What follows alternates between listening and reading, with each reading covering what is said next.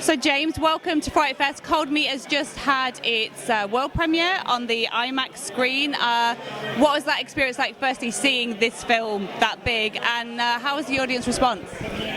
Watching the film on that massive screen was a very unreal experience in that, you know, we've spent a long time working on the script. It's a very contained thriller. So the way I've always seen it on the page is this really tight thing with two people. We always saw it as a kind of a pin to play in the snow. So to see it on that massive screen with hundreds of people watching it, it's an epic experience. It's exactly what you want as a filmmaker and as a writer, is to go from the page onto that screen.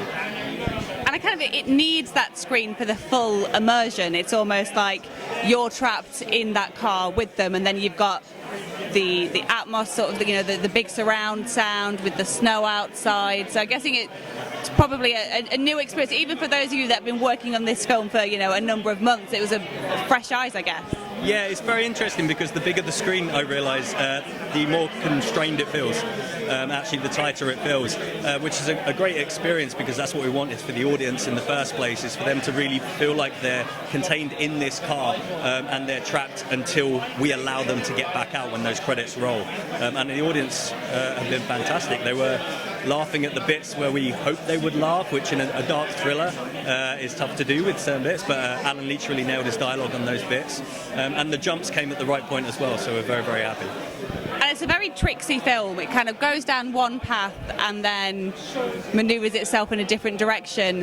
How delicate was that balancing, knowing when to bring in that turn?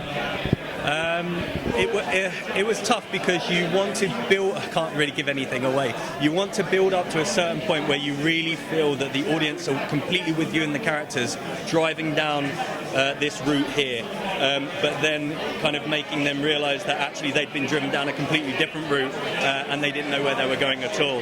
So I think working with the two writers on that and what Sebastian did as a director was fantastic, to be able to kind of give this full sense of security within the film, but where the audience still trusted us when we did the switch.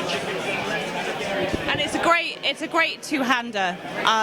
What was it, obviously, like writing that dynamic between them? Because you've got a female, you've got a male. How interesting was it for you as a writer getting to play with the gender dynamics? Because it kind of shifts and turns as the film progresses. Yeah, that's one of the things we really looked at when we started working on it together as writers, was kind of like how the shift works, because you've got people in a car together, and a car's a very small space. But I always kind of saw it as a kind of date, like a very weird, messed up date, but where you have to talk about certain things, and once you've got a certain level of knowledge of each other, you start to move on to understanding each other a bit more. And so those dynamics kind of shift the whole way through. We definitely set both characters up as something, and ideally they end as something completely different.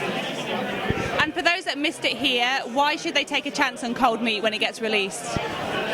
I think if you love those kind of thrillers of the 90s, where it's pure escapism, pure cinematic entertainment, and you just want to sit down either with yourself or with friends and family and just be embroiled in a movie for 90 minutes without any superheroes kind of flying in or anything. It's pure character, pure intense kind of situational physicality within there.